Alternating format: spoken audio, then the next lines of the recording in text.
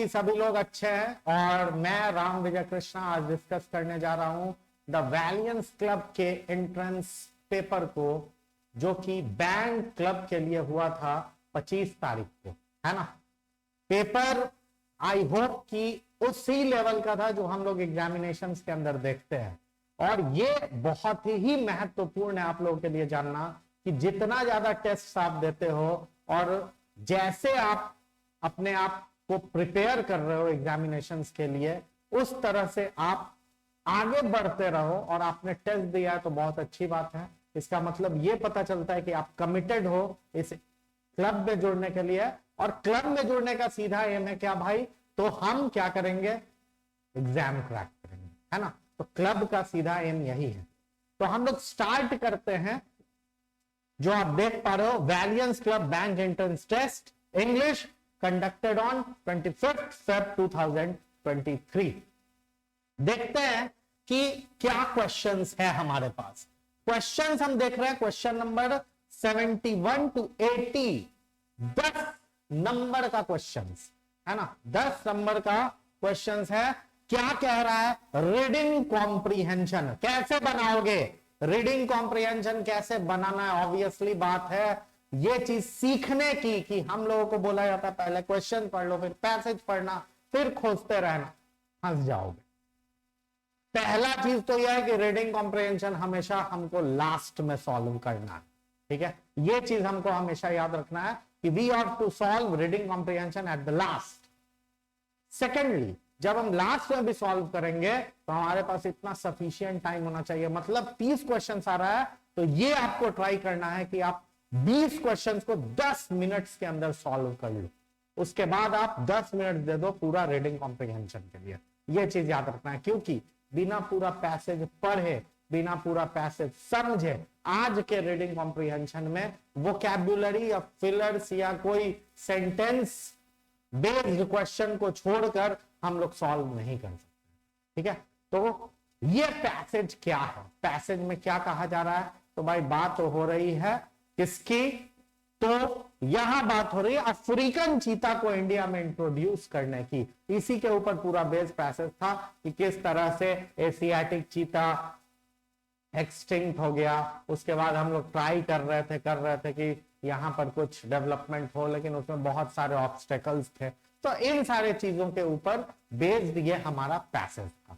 इसके क्वेश्चंस को अगर हम देखें तो पहला क्वेश्चन हमसे पूछा जा रहा है, which of the following statements can be inferred to be true as per the passage, है ना। तो ये क्वेश्चन जो हमारा है इसमें क्या कह रहा है, समझो। इसमें कह रहा है कि कौन सा ऐसा स्टेटमेंट है जो कि ट्रू है पैसेज के हिसाब से, ठीक है। तो पहला स्टेटमेंट देखते हैं, have been extinct since 1952 in India and were widely prevalent in Iran। मतलब बोल रहा है कि चीताज जो थे, यहां पर ये लाइन देखोगे, the Asiatic cheetah was declared extinct in India in 1952। यहां तक तो सही था, लेकिन and is a critically endangered species surviving only in Iran। यहां बोल रहा है is, मतलब अभी एक ऐसा स्पेसीज है जो कि ईरान में है। और ऑप्शन में क्या बोल रहा है, हमारे ऑप्शन में बोल रहा है and were widely prevalent in India. Widely prevalent का क्या मतलब हो गया कि बहुत ज्यादा मात्रा में कहां पर था, ईरान में। लेकिन यहां तो बोल रहा है कि क्रिटिकली इंडेंजर्ड स्पीसीज आज के डेट में है। ऑप्शन नंबर 1 हमारा सही नहीं हुआ। The Indian government has been struggling to bring cheetahs in the country since 1960। देखो, कुछ कुछ चीजें हेल्प करती हैं हमको रीडिंग कॉम्प्रीहेंशन बनाने में, जैसे कि कोई डेट लिखा हो, कोई कैपिटल लेटर्स में एब्रिविएशंस दिया हो, तो वहां पर मदद हो सकता है, है ना।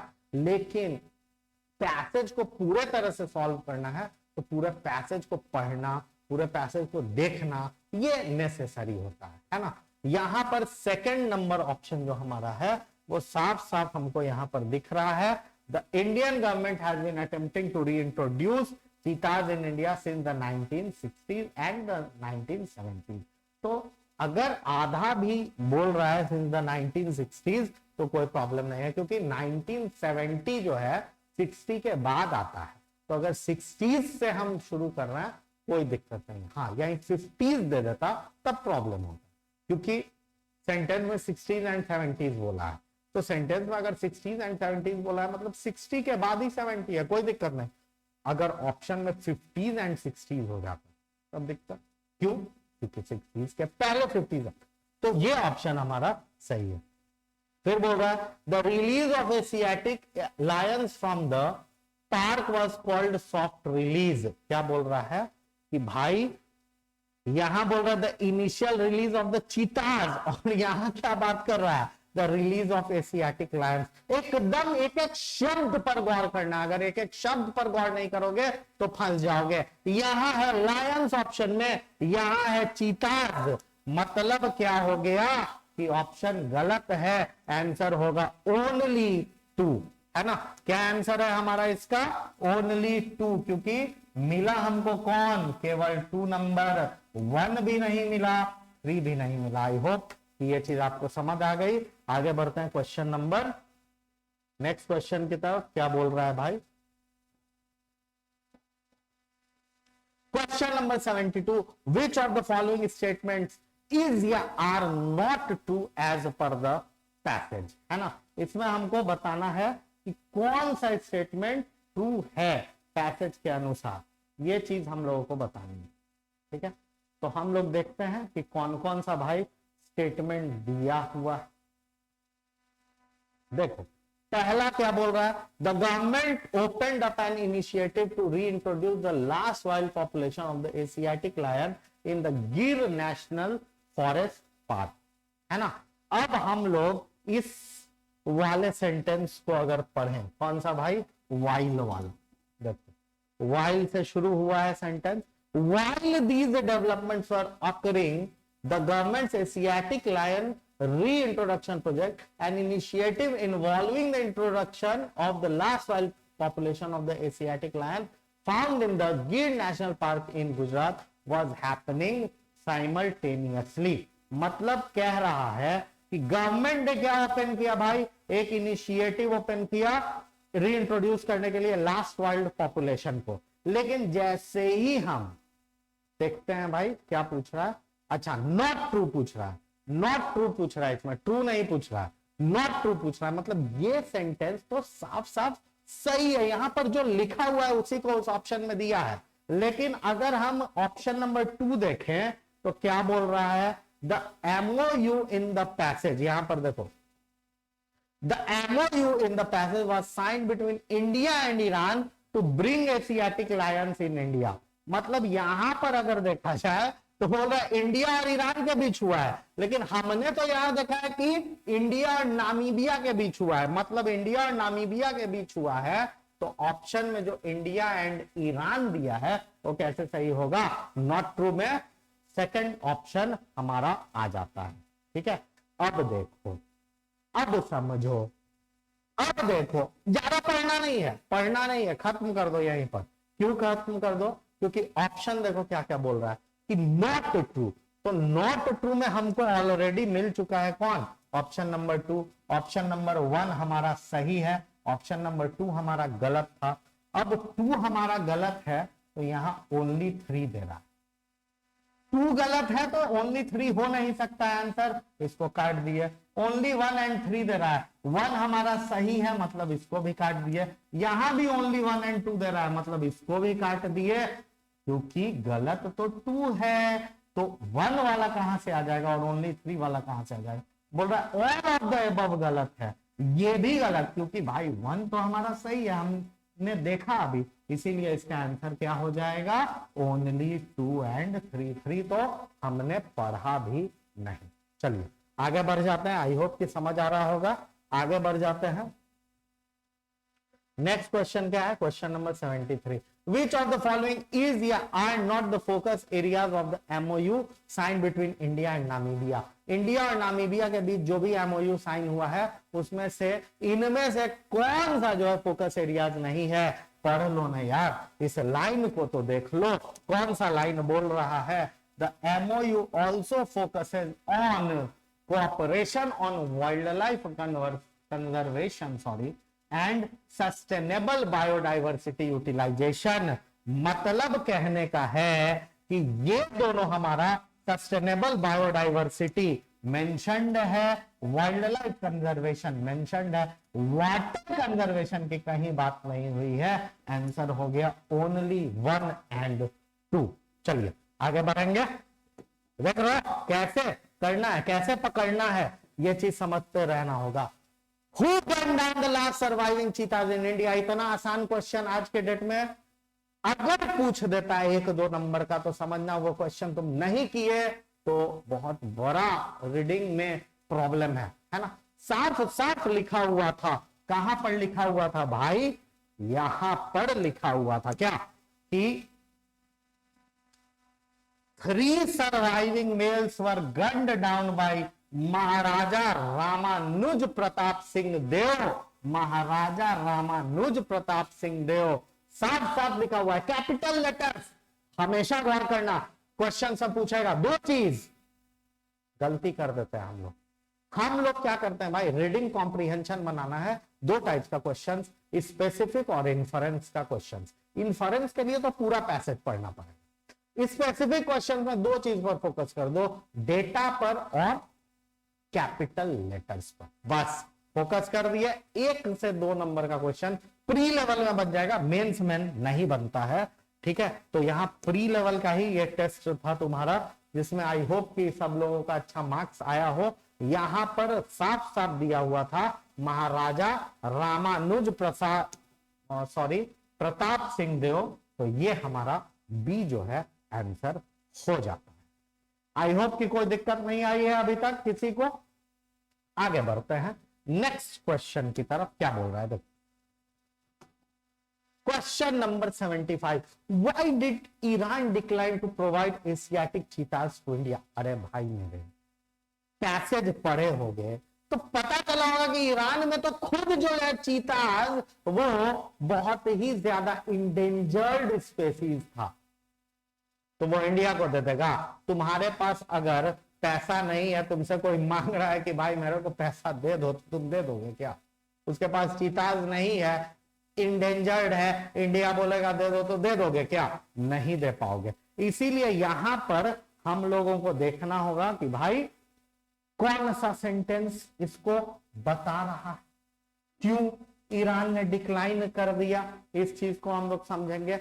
बैक देन करके जो सेंटेंस दिया गया है, ठीक है, उसमें आपको देखना होगा कि भाई बैक देन वाला जो सेंटेंस है उसमें साफ साफ लिखा हुआ, क्या लिखा हुआ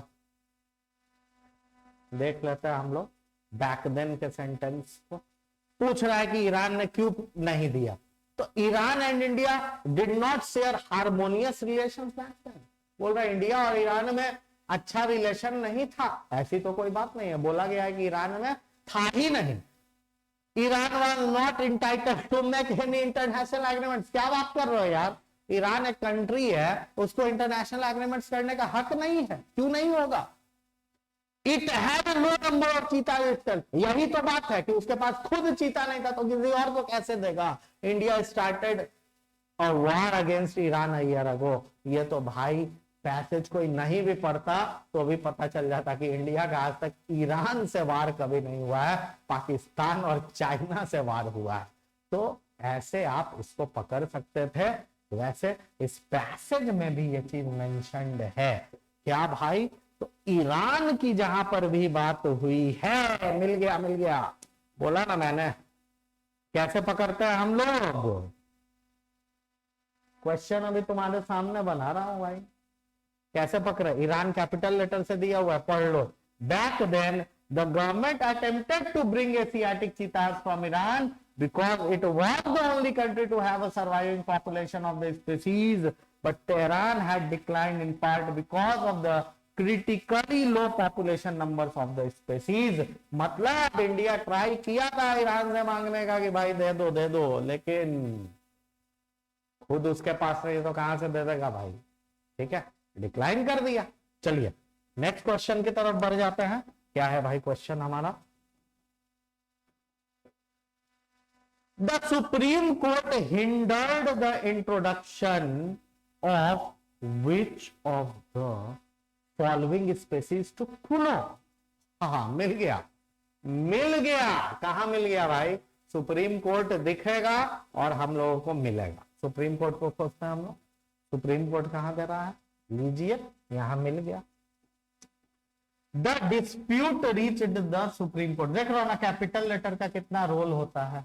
ज्यादातर क्वेश्चन कहां से पूछ रहा है, कैपिटल लेटर से ही पूछ रहा है कि ये डिस्प्यूट जो है, ये झगड़ा जो है कहां पहुंच गया, सुप्रीम कोर्ट। किसके, इंडिया के सुप्रीम कोर्ट में, जो अप्रैल 2013 में बोला कि भाई ऑर्डर में क्या बोला कि at this stage in our view the decision taken by MOEF, जो भी इन्वायरमेंट फॉरेस्ट और क्लाइमेट चेंज के मिनिस्ट्री हैं, कि भाई इंट्रोडक्शन आप कीजिए किसका, अफ्रीकन चीताज।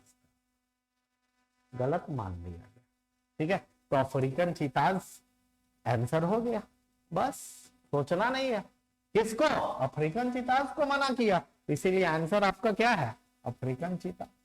कि आप अफ्रीकन चीताज को कुनों में नहीं ला सकते हैं, लाएंगे तो आपका गलत। चलिए आगे बढ़ जाते हैं। बोल रहा है कि इनमें से, नेक्स्ट क्वेश्चन की तरफ आते हैं, क्या बोल रहा है भाई, इनमें से कौन सा सही है एशियाटिक लायंस के द्वारा, के बारे में, सॉरी, ठीक है, एशियाटिक लायंस के बारे में।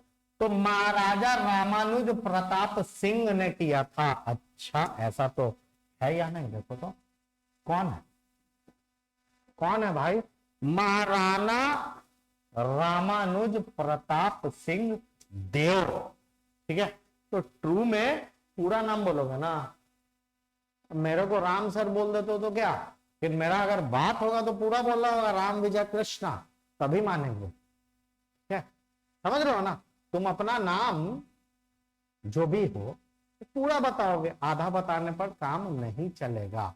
तो बोल रहा है कि कौन सा ट्रू है, ऑब्वियस सी बात है ट्रू, ये वाला तो हमारा नहीं हो सकता है, क्योंकि पूरा नाम है महाराजा रामानुज प्रताप सिंह देव। यस, यहां पर आपको वो चीज को मेंशन करना पड़ेगा केवल आप। अच्छा, और इन द ईयर 1947 भी बोल रहा है, ऐसा था क्या, 1947 बोल रहा है, लेकिन मारे थे 1947 में, ऐसा जिक्र नहीं हो रहा।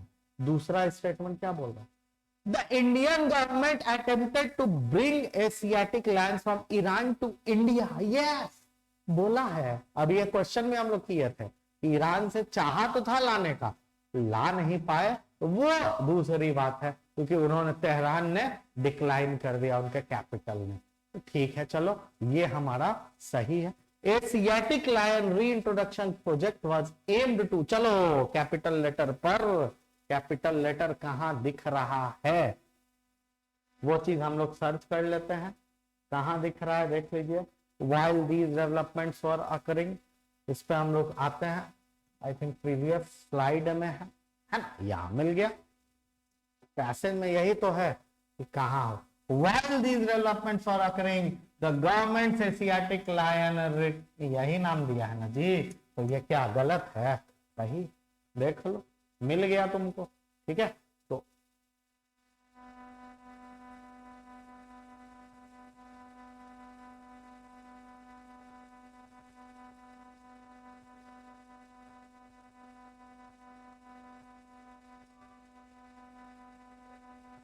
अच्छा, एक मिनट, तो यहां पर हम लोगों ने क्या देखा कि ये हमारा लाइन मिल गया, इसीलिए ये सही है। यहां पर लायंस दे दिया था, मैंने ध्यान नहीं दिया, चीताज होता तब सही होता है ना, अभी लायंस देने के कारण इसीलिए हमारा आंसर क्या है, ओनली 3, ठीक है। एशियाटिक लायंस दे दिया है, ना कि एशियाटिक चीताज दिया, चीताज होता तब सही हो जाता। चलिए आगे बढ़ जाते हैं नेक्स्ट क्वेश्चन की तरफ। नेक्स्ट क्या बोल रहा है भाई, Which of the following will be moved out before the arrival of cheetahs in Kuno? झूठ बोल रहा हूं क्या मैं, नहीं ना, देख लो फिर क्या मिल गया, कैपिटल लेटर। तो बोले स्पेसिफिक क्वेश्चन में ज्यादातर डेटा और कैपिटल लेटर्स का ही गेम होता है, इस चीज को समझ लो। अब यहां बोल रहा है कूनो, कूनो में किसको हटाया जाएगा, ठीक है। तो जाहिर सी बात है आपको देखना होगा कि किस चीज के बारे में बात हुई है। Just before the cheetah survive leopards in Kuno will be move. मिल गया आंसर, क्या करोगे? लेपर्ड्स दे दिया है, किसको बाहर करेंगे? लेपर्ड्स को। आगे बढ़ते हैं, नेक्स्ट क्या है भाई? अब आ गया सिनोनिम और एंटोनिम। ठीक है, बहुत ही आसान चीज, सिनोनिम और एंटोनिम। ठीक है, पहला आपको खोजना है कि कैप्टिव का है। कैप्टिव का क्या है? वैसे तो हमको पैसेज के अंदर जो जहां पर यूज हुआ है कैप्टिव उसको देखना चाहिए, लेकिन यहां ऑप्शंस देखने पर पता चल रहा है कि भाई यहां हमारे पास राफ्टर यूज किया है, घर के छत पे लगता है rafter.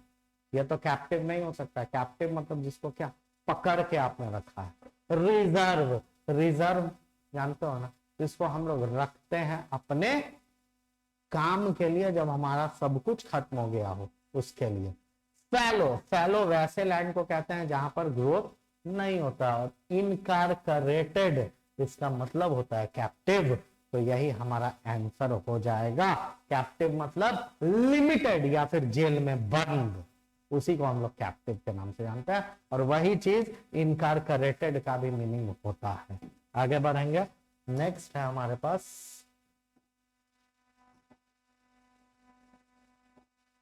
Question number 80। Which of the following is the nearest antonym? Antonym, antonym का क्या होगा भाई? निगेटिव का एंटोनिम क्या होगा? एस्टैब्लिश। पॉजिटिव का एंटोनिम निगेटिव, निगेटिव का पॉजिटिव। यहाँ पॉजिटिव है, निगेटिव वर्ड खोजो। पैट्रोनाइज सपोर्ट करना, मेडिटेट बोला जाता है करने को, सब पॉजिटिव वर्ड्स आता जा रहा है। अपोलोजाइज माफी मांगना, पॉजिटिव माफी मांग लेते हैं अगर हम गलती के लिए, तो उससे अच्छी चीज क्या होती है? अपोलोजाइज सही, लेकिन डिमोलिश, एस्टैब्लिश, डिमोलिश। एस्टैब्लिश मतलब बना रहे हो, डिमोलिश मतलब तोड़ रहे हो। ऑब्वियस सी आंसर है। चलिए आगे बढ़ जाते हैं, नेक्स्ट। अब आ जाइए डायरेक्शंस 81 to 85। क्वेश्चन क्या बोल रहा है? क्वेश्चन बोल रहा है कि भाई कौन सा आप वर्ड्स बोल्ड में दिया हुआ? ए है, बी है, सी है, डी है और ई भी है। बोल रहा है ऑर्डर में कीजिए। ऑर्डर में करना है सबका। सबसे पहले क्या करोगे? पार्ट ऑफ स्पीच देख लोगे। ग्रोथ, टीएच लगा नाउन, एस्टिमेट एस लगा नाउन, ऐसे एस्टिमेट वर्ब भी होता है। वैल्यू नाउन, प्रोड्यूस वर्ब या फिर एडजेक्टिव का भी काम कर सकता है V3 होने के कारण। और टर्म्स भी नाउन। जब एक से ज्यादा पार्ट ऑफ स्पीच सेम हो जाए तो समझना कि भाई meaning based question tough level माना जाता है। वैसे प्री लेवल में पार्ट ऑफ स्पीच बेस्ड ही पूछता है, बट स्टे। अब यहां पर बोल रहा है economic growth is commonly measured in estimates of the increase in the aggregated market value of additional goods and services produced using terms such as GDP। GDP क्या है? GDP क्या है? एस्टिमेट ही होता है। Such as GDP, such as मतलब एक example देना है। और टर्म्स हम जानते हैं इन टर्म्स ऑफ एक फ्रेज भी है, इसीलिए हमारा आंसर क्या होगा? जाहिर सी बात है बी। कहां है बीच में? यहां पर आंसर होगा हमारा। चलिए आगे बढ़ जाते हैं। कोलोकेशन का यूज करोगे, ठीक है। नेक्स्ट क्वेश्चन क्या आ रहा है देख लेते हैं। इसका आंसर क्या है हमारा? देख लो। The present out the piano. Present out क्या होता है? चलो पहले हम लोग देख लेते हैं सबका पार्ट ऑफ स्पीच। प्रेजेंट का मतलब हो गया, प्रेजेंट एक एडजेक्टिव है, प्रेजेंट एक वर्ब भी है, ठीक है। एड्रेस नाउन है, प्राइड वर्ब 2 या 3 है, ठीक है। ब्रॉडकास्ट वर्ब 2 भी है, वर्ब 1 भी है, वर्ब 3 भी है। और नेशनल एक एडजेक्टिव है, क्योंकि नाउन में एल लगा मतलब एडजेक्टिव बन गया। चलिए अब हम लोग देख लेते हैं। They present out the piano, ठीक है। They present out the piano and examined, मिल गया, यही तो है आंसर। एंड के बाद आपका आया क्या, वर्ब टू। वर्ब टू और आपको कहां पर दिख रहा है, ट्राइड में भी दिख रहा है और ब्रॉडकास्ट। लेकिन ब्रॉडकास्ट आउट द पियानो तो कुछ होगा नहीं, ब्रॉडकास्ट मतलब तो प्रसारण करना होता है, ऑब्वियस सी बात है, ट्राइड आंसर आएगा। डी जहां भी शुरू में है वो हमारा आंसर हो गया। क्यों, एक बहुत बड़ा ज्ञान दे रहा हूं, the law of parallelism. And के बाद अगर V2 है तो पहले भी V2, V3 है पहले भी V3, V4 है पहले भी V4, नाउन है पहले भी नाउन, एडजेक्टिव है पहले भी एडजेक्टिव, और जो भी है पहले भी वही। ठीक है, तो V2 दो था हमारे पास, एक ब्रॉडकास्ट भी V2 बन सकता था और ट्राइड भी, लेकिन ब्रॉडकास्ट आउट द पियानो, प्रसारण करना, कोई सेंस नहीं दे रहा है, इसीलिए आंसर हो गया बी। पूरा सेंटेंस पढ़ने की जरूरत भी नहीं पड़ी, ऐसे ही इंग्लिश सॉल्व करोगे तब जाकर तुम्हारा सही होगा। चलिए आगे बढ़ जाते हैं। क्या बोल रहा है, द टीनी मैटरनिटी। वैसे तो ITY हमारा नाउन में भी आता है, लेकिन मैटरनिटी लीव सुने होंगे,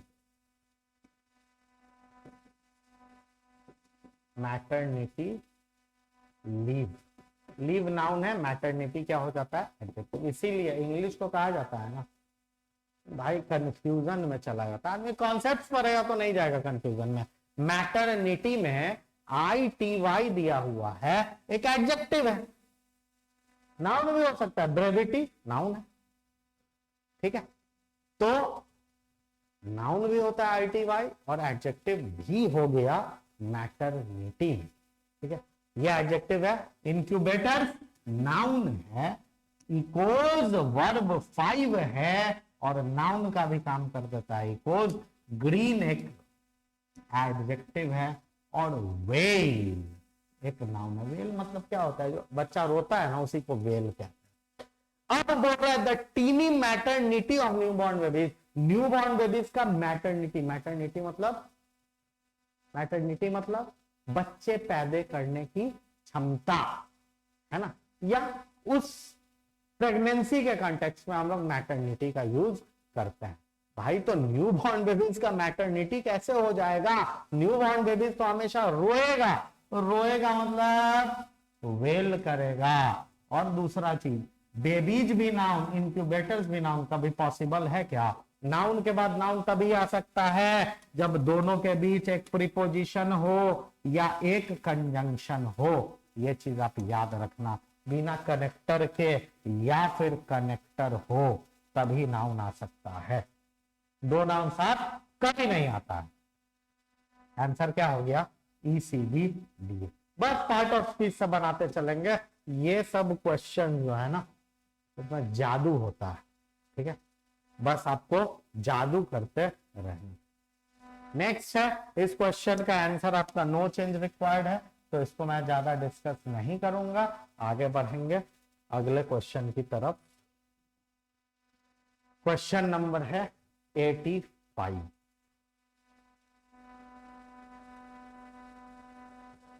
अच्छा, इसी क्वेश्चन के अंदर इस क्वेश्चन के अंदर नो चेंज रिक्वायर्ड है।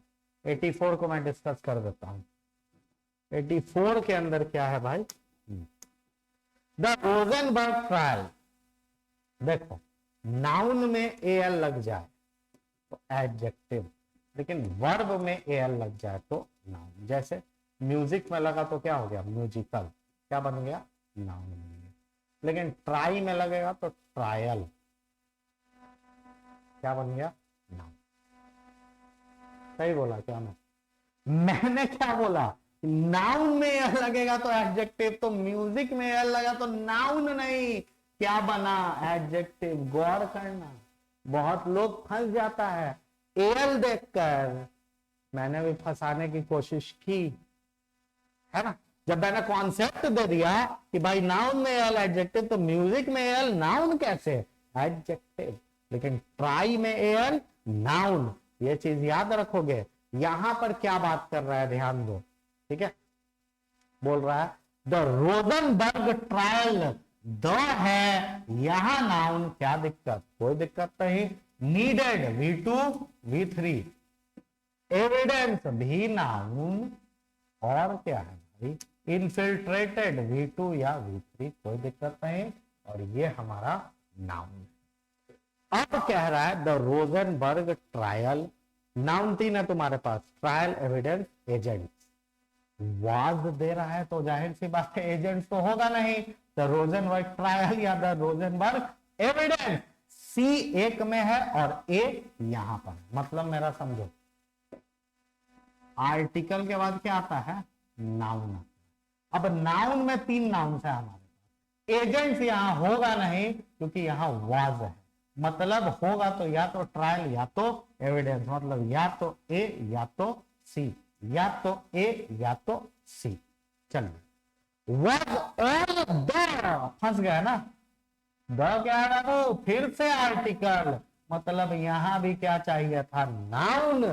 चेक करो, चेक करो कि भाई नाउन कहां पर है, ए के बाद सी भी नाउन, सी के बाद ए भी नाउन, लेकिन ए के बाद डी नाउन नहीं, ये ऑप्शन गया, क्योंकि डी बता चुके हैं कि क्या है, वर्ब 2 या वर्ब 3, ये ऑप्शन गया। यही दोनों में फंस रहा है, एसी या सी है, बी डी तो दोनों में कॉमन है। देखो कितना दिमाग लगा के क्वेश्चन पूछता है ना। तो एडी क्यों चला गया, क्योंकि यहां पर डी डाल देंगे तो द आर्टिकल के बाद वर्ब 2 या वर्ब 3 कैसे हो सकता है, ठीक है। तो यहां पर एसी या सी है, तो Rosenberg trial was the evidence, या तो ये होगा, या फिर the Rosenberg evidence was the trial. तो कभी भी ट्रायल एविडेंस हो सकता है, एविडेंस ट्रायल नहीं हो सकता है, क्योंकि काम करोगे तब तो सबूत मिलेगा, या सबूत मिलेगा तब काम करोगे। Trial is a kind of work और एविडेंस सबूत।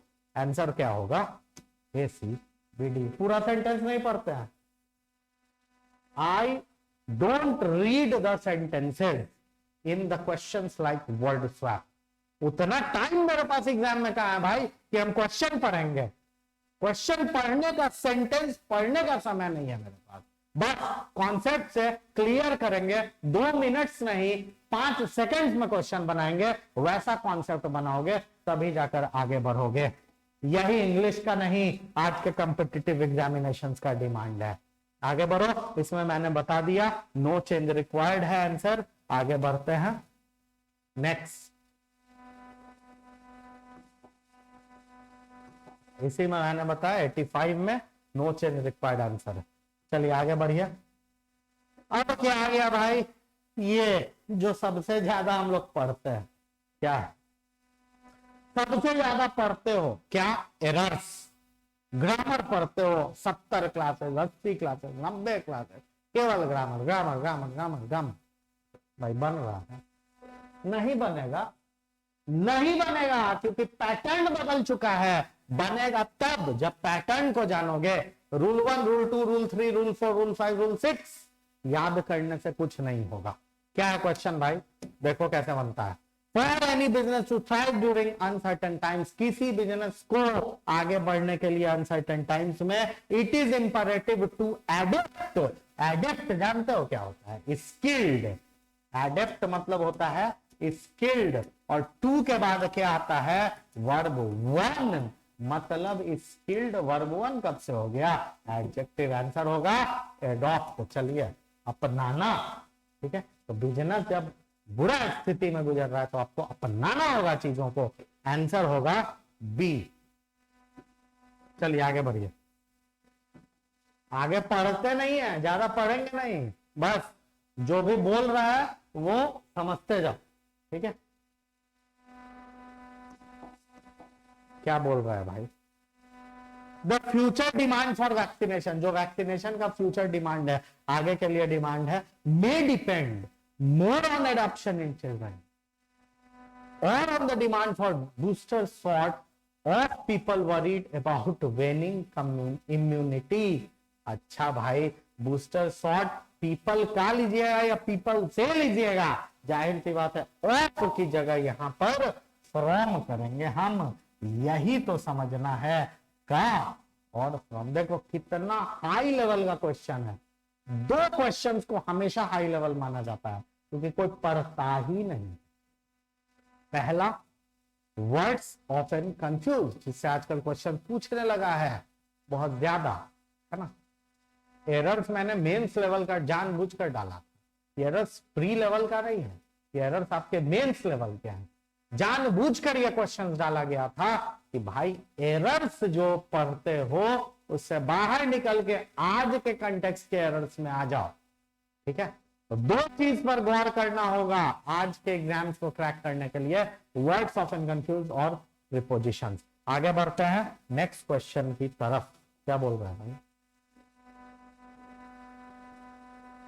नेक्स्ट क्वेश्चन क्या बोल रहा है देखते हैं हम लोग। 88 क्वेश्चन नंबर। इसमें भाई कोई एरर है नहीं, इस पर डिस्कशन नहीं करेंगे, आगे बढ़ते हैं। नेक्स्ट है क्वेश्चन नंबर 89। वाह,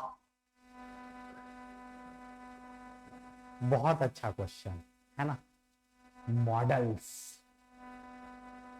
मॉडल्स मतलब वर्ड्स का एक ऐसा टॉपिक जिसके ऊपर हम लोगों को ज्यादा से ज्यादा ध्यान देना चाहिए आज के एग्जामिनेशन को देखकर। टू के पास V1 आता है, किसको नहीं पता है जी। हैज और हैड के बाद V3 आता है, किसको नहीं पता है। डू डज डिड के बाद V1 आता है, किसको नहीं पता है। इंपरेटिव सेंटेंसेस में वर्ब 1 आता है, किसको नहीं पता है। सिंगुलर प्रेजेंट में V5 आता है, प्लूरल प्रेजेंट में V1 आता है, किसको नहीं पता है। पैसिव वॉइस में वर्ब 3 आता है, हैज और हैड के बाद वर्ब 3 आता है, किसको नहीं पता है। पास्ट टाइम सिंपल में V2 आता है, किसको नहीं पता है। कंटिन्यूअस परफेक्ट कंटिन्यूअस में V4 आता है, किसको नहीं पता है। ये क्वेश्चन पूछेगा क्या आज के डेट में। क्वेश्चन ऐसा रहेगा, वुड और कुड के बीच का डिफरेंस इस वाले सेंटेंस के अंदर आपको देखना होगा कि यहां वुड नहीं कुड होगा। कैसे होगा मैं समझाता हूं, हिंदी समझना होगा भाई। मॉडल्स का क्वेश्चन है, बहुत इंपॉर्टेंट। वर्ड्स के अंदर पढ़ना होगा मॉडल्स को। आज के युग के एग्जाम को अगर क्रैक करना है तो पुराने जमाने के एग्जाम के हिसाब से नहीं पढ़ते थे हम लोग। अब पढ़ो, नहीं पढ़ोगे तो काम नहीं चलेगा। क्या बोल रहा है, इन 2016 an industry report warned that without greater efforts to recruit and retain seafarers, the shipping industry would face a labor shortfall by 2025। would मतलब इच्छा, हिंदी में लिख देता हूं, बहुत लोग हिंदी पढ़ना चाहते हैं, है ना। could मतलब चांसेस, समझ लो। गुड मतलब चांसेस, वुड मतलब इच्छा। क्या बोला कि 2016 में एक इंडस्ट्री रिपोर्ट ने ये वार्निंग दिया, ये बोला। जहां देखो पूरा सेंटेंस पढ़ने का जरूरत होगा, मैं पूरा सेंटेंस बताऊंगा। डिस्कशन लेने का यही मतलब है कि मेरे लेवल पर आ जाओ। यहां हिंदी पढ़ने की जरूरत है तो मैं हिंदी पढ़ रहा हूं, जहां नहीं जरूरत है एक लाइन एक वर्ड पढ़ के क्वेश्चन बन सकता है, वहां मैं उतना ही बताऊंगा। डिस्कशन इसी को कहते हैं, समझ रहे हो ना। हिंदी बताकर एक एक लाइन समझाकर क्वेश्चन बनाना नहीं, ना ये नहीं करना। तो क्या बोल रहा है, 2016 में एक इंडस्ट्री रिपोर्ट वार्निंग दिया कि अगर अच्छा एफर्ट्स आप नहीं लगाते हो किस चीज के लिए, सी फेयरर्स को रिक्रूट मतलब जॉब देने के लिए और उनको अपने पास रखने के लिए। केवल जॉब देना नहीं है, जॉब तो दी है लेकिन वो चला गया, तो उसको सैलरी नहीं मिला, उसको डेवलपमेंट अपना नहीं दिखा तो चला गया। ठीक है, तो उसके बिना शिपिंग इंडस्ट्री वुड फेस, जानबूझकर थोड़ी फेस करेगा, वुड फेस कि चांसेस है कि भाई 2025 तक सी फेरर्स उसको बहुत कम मिलेगा, इसका चांसेस है। ठीक है, समझ रहा हो ना। Without hard work I would fail या आई कुड फेल, सोचना और इस वीडियो में कमेंट भी करना। चलिए आगे बढ़ते हैं। नेक्स्ट क्वेश्चन है क्वेश्चन नंबर 90। इसको देख लेते हैं हम लोग, कहां है भाई। बहुत मजेदार क्वेश्चन, पैरा जंबल, सबसे मजा आता है बनाने में। ठीक है, देखना कैसे बनाते हैं, इसको सीखो, पहले सीखो तब आगे कुछ सोचना। ठीक है, कैसे बनाते हैं देखो, बोल रहा है which of the following will be the second sentence after rearrangement. यार इसका थोड़ा जो स्लाइड है ना मेरे मुताबिक नहीं बन पाया। ठीक है, नहीं तो मैं इसको पजल के वे में समझाता। खैर अभी मैं इसको ऐसे समझा देता हूं कि तुम लोगों के दिमाग में ये काम कर जाए। ठीक है, देखो इसका जो पैटर्न है वो है CAFBDE। ठीक है, कैसे पढ़ते हैं, बोला almost all proposals were from China and analysis of the data source. All proposals, लगभग सभी प्रपोजल्स चाइना से थे। डेटा का जो एनालिसिस है वो दिखाता है। कौन से प्रपोजल्स भाई पता है तुमको? नहीं, पैरा जंबल बनाना है, पहले फर्स्ट सेंटेंस फिर बाकी सेंटेंस है। हम लोग खोजते हैं ऐसे ही। सेकंड बोल रहा है इट मेड, कौन भाई? इट मतलब कौन, किसके बारे में बात हो रही है, पता है क्या? फर्स्ट सेंटेंस हो सकता है नहीं। इट मेड प्रायर गवर्नमेंट, बोल रहा है कि पिछला गवर्नमेंट का जो अप्रूवल था उसको कंपलसरी बना दिया किस चीज के लिए? FDI के लिए। From countries which share land border with India, India के साथ जिसका लैंड बॉर्डर है उसके साथ आपको प्रीवियस गवर्नमेंट का यस अप्रूवल लेना होगा। ये कंपलसरी हो गया है, नहीं तो आप नहीं कर सकते हो FDI। C नंबर फर्स्ट होगा, कोई दिक्कत नहीं, कुछ भी नहीं है इसमें, न ट्रांजिशन है, न डिमॉन्स्ट्रेटिव है, न द प्लस जनरल नाउन है, न थर्ड पर्सन प्रोनाउंस है, न ट्रांजिशन के जितने भी रूप हैं, कॉन्ट्रास्ट, सिमिलैरिटी, राइटरेशन, क्रोनोलॉजी, कुछ भी नहीं दिखने को मिल रहा है। न क्वेश्चन आंसर फॉर्मेट है, न डिफिनीशन एग्जांपल फॉर्मेट है, न आइडिया इलुसिडेशन है, न आइडिया इलैबोरेशन है, न एब्रिविएशन अंडर भाई फुल नेम्स है, न शॉर्ट फॉर्म्स वही एब्रिविएशन अंडर फुल नेम्स है, न short forms under broader names है, कुछ भी नहीं है। नाम भी नहीं सुना होगा, आई गारंटी कि सब चीजों का नाम नहीं सुना होगा। पैरा जंबल्स बनाने के लिए सब पढ़ना होगा। मेंस का क्लास करो आकर बोरिंग रोड ब्रांच में 9 बजे से 12 बजे हर सैटरडे को। ठीक है, ये चीज अपने दिमाग में रखो। चलो आगे बढ़ते हैं। अर्लियर बोल रहा, लो अर्लियर मतलब पहले होता था कुछ। अरे भाई पहले बाद का बोलेंगे तब ना बोलेंगे अर्लियर कुछ होता था।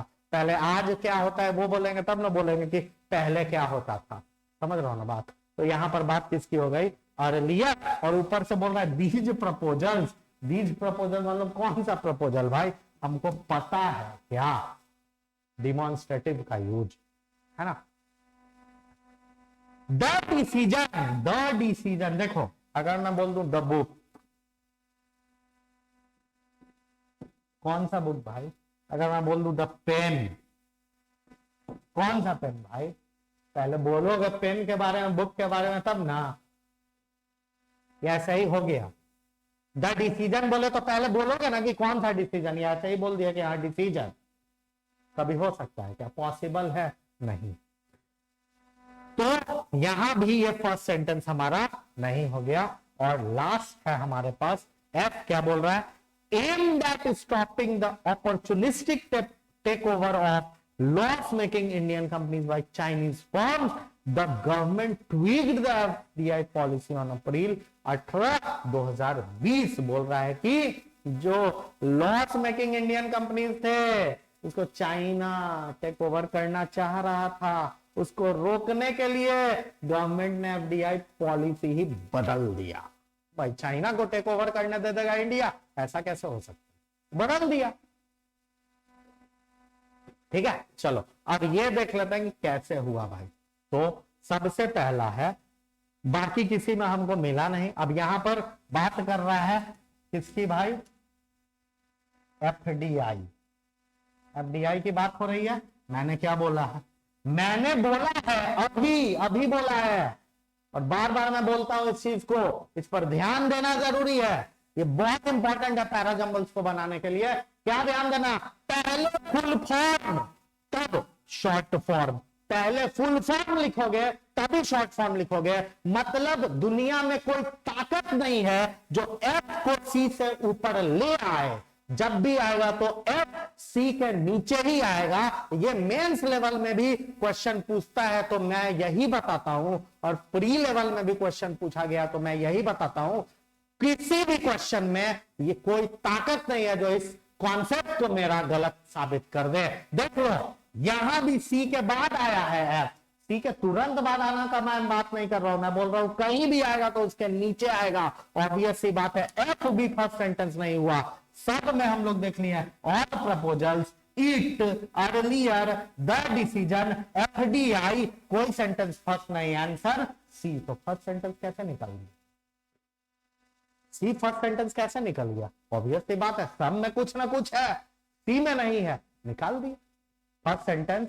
बोला क्या फर्स्ट सेंटेंस? कि पिछले 2 वर्षों में 80 फॉरेन डायरेक्ट इन्वेस्टमेंट प्रपोजल्स आए हैं वैसे कंट्रीज से जो कि इंडिया के साथ लैंड बॉर्डर शेयर करते हैं, और उनको परमिशन मिला कि आप इंडिया में इन्वेस्ट कीजिए। Almost all proposals were from China. और यहां पर बात कर रहा है कि 80 प्रपोजल्स आया है, उसमें से लगभग सारा प्रपोजल्स कौन सा प्रपोजल? ये 80 एफडीआई का जो प्रपोजल्स आया उसकी बात हो रही है। 80 ऑलमोस्ट सारा प्रपोजल्स कहां से था? चाइना से था। तो सी के बाद ए में डाल के गलत कर रहा हूं क्या? बिल्कुल सही हो गया।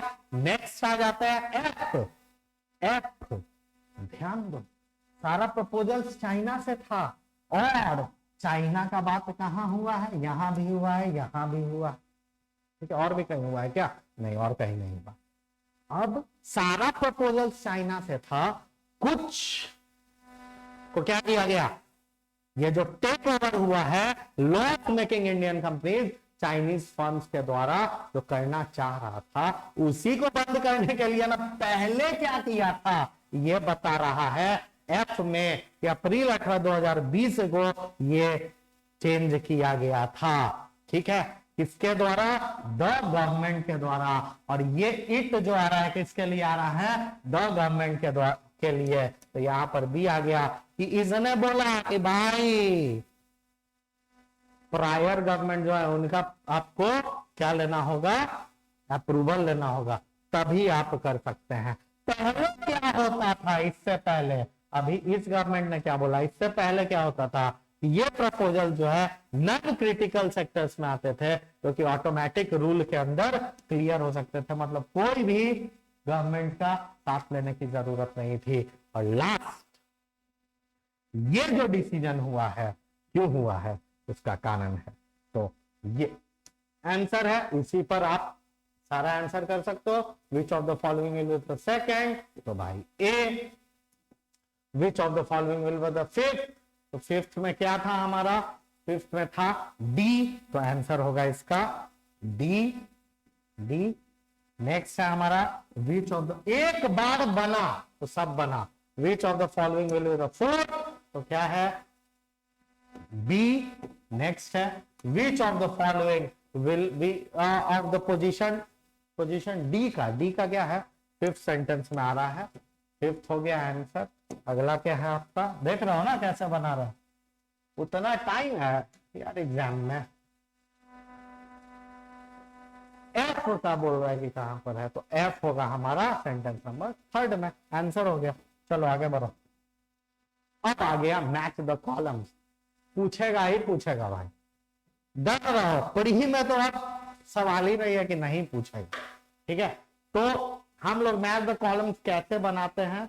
मैच द कॉलम्स बनाने के लिए आपको ऑप्शंस चेक करना होता है। पहला ऑप्शन बोल रहा है ओनली सी डी, चेक करो सी और डी को। It has become pretty clear that these generations have also taken it upon themselves to find solutions to much of what else them and the world. बोल रहा है कि ये अब साफ हो चुका है कि ये जो आज के जनरेशन है, इन्होंने अपने ऊपर ये रिस्पॉन्सिबिलिटी ले लिया है कि उन चीजों का सॉल्यूशन पाए जो कि उनको एल करता है, मतलब हर्ट करता है, दुख करता है, उनको ही नहीं, उनको और पूरे दुनिया को एकदम सही, कोई दिक्कत नहीं दिख रहा है, ठीक है।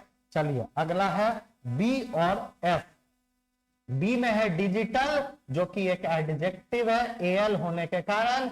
एफ में प्रोनाउन, एडजेक्टिव के बाद प्रोनाउन पैदा कर दे, कोई ऐसा कानून इंग्लिश ग्रामर में नहीं है। एडजेक्टिव के बाद अगर आएगा तो नाउन आएगा। बहुत लोग नाउन और प्रोनाउन पढ़ते हैं, भाई मेरे नाउन और प्रोनाउन कॉन्सेप्ट से कितना पढ़े हो वो डिपेंड करता है। नाउन को पढ़ते हो, a noun is the name of a person, place, animal और थिंग। 5 टाइप्स है, common, proper, abstract, collective, material. इससे काम चलेगा।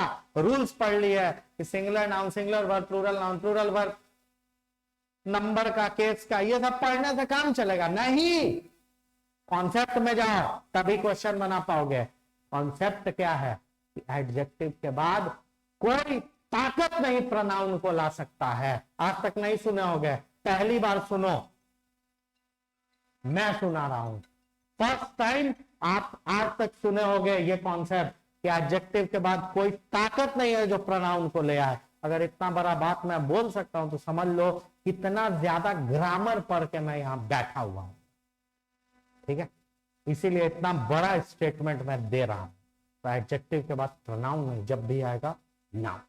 ठीक है, और कोई प्रोनाउन लिख सकता है उसको बुलाना मिलता। ठीक है, चलो, तो ये ऐसे ही गया। क्यों गया ये भी मैं बता दे रहा हूं। ए क्या है भाई? Such beliefs and trust in the internet to be the primary vehicle by means of which generation Z act upon the world under girded भाई। देख लो भाई, कोई रिलेशन नहीं आइडियाज में, इररेलेवेंट है। ए बी एफ ऐसे ही कट गया क्योंकि बी एफ ऑलरेडी काट चुके हैं, ए यहां काट दिए। आगे बढ़ जाओ, चलो अगला क्वेश्चन है क्या, देख लेते हैं क्या बोल रहा है भाई। बोल रहा है भाई,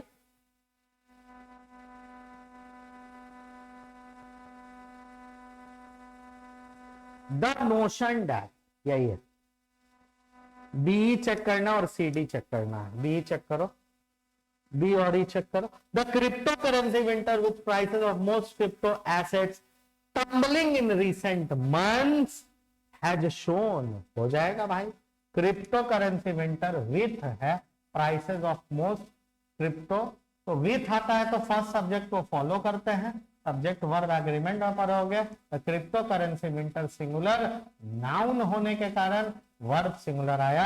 बीई मेरा सही है, सेंटेंस सेंस भी दे रहा है। CD, stocks have certainly taken a beating recently but the cryptocurrency crash has, और हैज के बाद कौन शख्स है जो वेदर को ला देगा? हैज एक वर्ब है, वर्ब के बाद कंजंक्शन पैदा कर दे, ये पॉसिबल तभी है जब जनरल केस नहीं है। हैव के बाद या तो नाउन आता है या तो वर्ब फ्री आता है। किस लेवल का मैं बात कर रहा हूं समझ लो, समझ लो किस लेवल पर ग्रामर की अंडरस्टैंडिंग है मेरी, उस लेवल पर अपने ग्रामर की अंडरस्टैंडिंग को भी ले जाना पड़ेगा आपको, तभी आप इंग्लिश के अंदर स्कोर कर पाओगे। हैज के बाद पढ़ो 10 सेंटेंसेस, तुम देखो, एक नहीं 10 सेंटेंसेस देखो।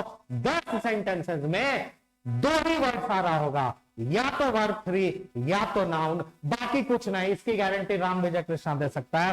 तो आंसर सी डी नहीं होगा, गया। बना क्या? बी हमारा सेंस दे रहा था, स्ट्रक्चर पर भी बैठ रहा था, बी को आंसर करेंगे वैसे। सी डी वाला ऑप्शन यहां ऑलरेडी काट चुके हैं तो गया। ए भी एक बार बता देता है कि क्यों नहीं होगा। यहां बोल रहा है the notion that unlike other risky assets they will prove immune to changes in the researcher analysed. कभी भी जीवन में प्रीपोजिशन के पहले एक फाइनाइट वर्ब है और प्रीपोजिशन के बाद एक फाइनाइट वर्ब है। सेंटेंस को गलत कर देना। फाइनाइट वर्ब का कॉन्सेप्ट दे देता हूं, V1, V2, V5 और ऑक्सिलियरी वर्ब, यही 4 फाइनाइट वर्ब्स है। कोई ताकत नहीं पैदा लिया है जो ये बोल देगा। बोलोगे कि बार बार ये क्यों बोल रहे, ताकत पैदा नहीं लिया। एम्फेसिस दें कि तुम लोग ग्रामर के रूल्स को नहीं, आज के एग्जाम को अगर क्रैक करना है ना तो ग्रामर के कॉन्सेप्ट्स को पढ़ोगे, कॉन्सेप्ट्स पढ़ोगे तभी होगा। प्रीपोजिशन के बाद 3 ही चीज आ सकता है। अब बोलो, आप बोलो, मैं बार बार बोल दे रहा हूं कि एडजेक्टिव के बाद दो ही चीज आ सकता है, हैव के बाद दो ही चीज आ सकता है, ऐसा मैं बोल देता हूं। क्यों बोल देता हूं? कॉन्सेप्ट है मेरे पास, हम रूल्स नहीं पढ़ते हैं। एरर्स बनाने के लिए ग्रामर नहीं पढ़ा मैंने कभी, मैंने ग्रामर को पढ़ा सिस्टम ऑफ द लैंग्वेज के लिए। शुद्ध बोलना, पढ़ना, लिखना जो शास्त्र में सिखलाता है, विद्वानों की समिति में, वह व्याकरण कहलाता है। तो मैंने केवल एरर्स के लिए नहीं पढ़ा, पूरे सिस्टम ऑफ द लैंग्वेज के लिए पढ़ा। इसीलिए मैं बोल पाता हूं कि प्रीपोजिशंस के बाद तीन ही चीज आ सकता है, या तो नाउन आएगा, या तो प्रोनाउन ऑब्जेक्टिव केस में आएगा, या तो वर्ब फॉर जेरेंड के फॉर्म में आएगा। बस बात खत्म। यहां पर प्रीपोजिशन के पहले भी फाइनाइट वर्ब, बाद में फाइनाइट वर्ब, कोई ताकत नहीं है जो कर दे। मैच द कॉलम्स बनाने के लिए स्ट्रक्चर्स पर हो तभी बनेगा ये क्वेश्चन। मेंस लेवल का क्लास मैं लूंगा मैच द कॉलम्स का बहुत जल्द, सैटरडे 9 से 12 बजे बोरिंग रोड ब्रांच में। नोटिफिकेशन के लिए बोरिंग रोड ब्रांच के नंबर पर कंसल्ट कर लेना, ठीक है। चलिए आगे बढ़ते हैं। नेक्स्ट क्या है भाई, आगे बढ़ते हैं। इसका आंसर क्या है जान लो, ठीक है। इसको डिस्कस करने की जरूरत नहीं है क्योंकि इसका answer all A B D C F है ना। तो ए भी है, बी डी भी है, सी एफ भी है, इसीलिए कोई जरूरत नहीं है कि इसको मैं डिस्कस करूं क्योंकि हर ऑप्शन में ये तीनों दिया हुआ है। चलिए आगे बढ़ते हैं। नेक्स्ट क्वेश्चन, नेक्स्ट क्वेश्चन क्या है भाई, सी नंबर, सॉरी 98 नंबर, इसका आंसर है सी। देख लो, पहला बोल रहा है ए ई, ए ई, ए ई, ए ई कहां है? We will also need modern population samples from the people living there protected। क्या मेरा रूल यहां नहीं लग रहा है? मेरा रूल यहां नहीं लग रहा है क्या? कॉन्सेप्ट मेरा नहीं लग रहा है क्या? प्रीपोजिशन के पहले फाइनाइट वर्ब, प्रीपोजिशन के बाद फाइनाइट वर्ब, नेवर पॉसिबल। बोला ना मैंने, preposition from will finite verb, क्यों? ऑक्सिलियरी होने के कारण। इसके बाद प्रोटेक्टेड वर्ब टू, कभी भी पॉसिबल नहीं, काट दो, ठीक है। बचा सीडी। अब बोलोगे कि सेंटेंस पढ़ ही नहीं रहे हैं, ऐसे ही बन जा रहा है। सेंटेंस पढ़ने का जरूरत थोड़ी है यार, जब ग्रामर स्ट्रांग है, कॉन्सेप्ट वाला, रूल्स वाला नहीं, कॉन्सेप्ट वाला, तो सेंटेंस थोड़ी पढ़ते हैं, ठीक है, कभी नहीं पढ़ेंगे। ये सब क्वेश्चंस में वो भी 10 सेकेंड्स में बनाना है। इन क्वेश्चंस को अपने दिमाग में ये लेकर चलोगे तभी जाकर बनोगे, ठीक है। और मेरा बेसिक का भी बैच करना चाहोगे तो यहाँ कोई रोक टोक नहीं है, आके कर सकते हो फर्स्ट डे से, ठीक है। वो भी नया बैच शुरू हो, नया टॉपिक शुरू हो, पूछ लो कि कब शुरू हो रहा है और आके आप यहाँ पर बैच कीजिए, ठीक है। चलिए आगे बढ़ते हैं। नेक्स्ट क्या बोल रहा है? Only CD. सीडी देखो ना क्या है भाई, ईज है, फिर एंशियंट डीएनए वाज है। ईज और वाज लिख दोगे, कभी लिख दोगे he is ancient DNA was, कभी लिख पाओगे? काट दो। बीडीसी मैंने बोल दिया होगा, बीएफ और एडी, बीएफ देख लेते हैं क्यों नहीं होगा, बी और F. From the 60 skeletal samples collected from the well preserved cemetery in Rakhigarhi, add comma है, ऐड भी है, काट दो। चलो आगे बढ़ते हैं, आंसर हो गया। बचा गया 2 क्वेश्चंस, क्या है भाई? वर्ड्स ऑफ एंड कंफ्यूज तो पढ़ना पड़ेगा आज के डेट में, नहीं पढ़ोगे काम नहीं चलेगा। एयर्ड गलत है, आर्डुअस होगा, आर्डुअस होगा। आर्डुअस का मतलब होता है बहुत, जिसमें ज्यादा काम हमको करना पड़े, और एयर्ड का मतलब होता है प्रसारित, जिसका प्रसारण होता है उसको एयर्ड बोलते हैं। बोलते हैं ना मैच एयर्ड, समझ लो। आर्डुअस मतलब इन्वॉल्विंग ग्रेट वर्क। लास्ट देखो क्या बोल रहा है, हॉप्स, वाह वाह वाह, हॉप्स। हॉप का मतलब क्या होता है? ऐसे मेढक कूदता है ना, वही होता है हॉप्स। यहां क्या होगा? न्यू इंस्टॉलेशन कोची सबवे जो है वो आशा करता है ना कि कूदता है। ठीक है, तो ये था हमारा क्वेश्चंस वैलियंस क्लब बैंक एंट्रेंसेस 71 to 100 जो हमने किया। आई होप कि डिस्कशन में मजा आया होगा। ये बात है कि डिस्कशन में थोड़ा उस लेवल से आज कंडक्ट किया हूं जो लेवल आपके स्टडीज का होना चाहिए इंग्लिश के लिए। ठीक है, अगर आप आज के डेट में इस लेवल की पढ़ाई नहीं कर रहे हो तो इंग्लिश में स्कोर आप नहीं कर पाओगे, ये गारंटी है। मिलेंगे जल्द वैलियंस क्लब के इंटरव्यू में, मैं ही कंडक्ट करने वाला हूं आपका इंटरव्यू, और इस क्लब में आकर स्कोर भी दिलवाऊंगा, रिजल्ट भी करवाऊंगा, इसका प्रॉमिस करते हुए thank you so much. God bless, all the best.